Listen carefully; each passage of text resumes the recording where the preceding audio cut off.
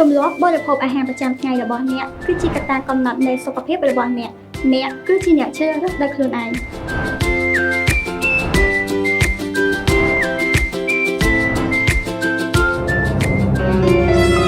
អ្នកអាចផ្លាស់ប្ដូរទម្លាប់នៃការបរិភោគអាហាររបស់អ្នកនិងគ្រួសារអ្នកបាន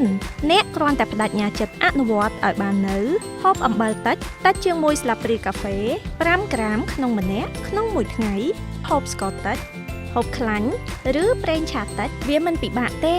អ្នកកាត់បន្ថយបន្តិចម្ដង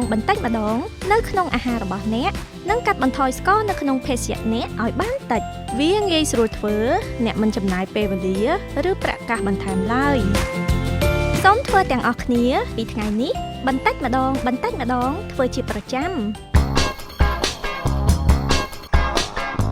តិចអំបិលតិចខ្លាញ់តិចស្ករសុខភាពបេះដូងល្អអាយុយឺនយូរ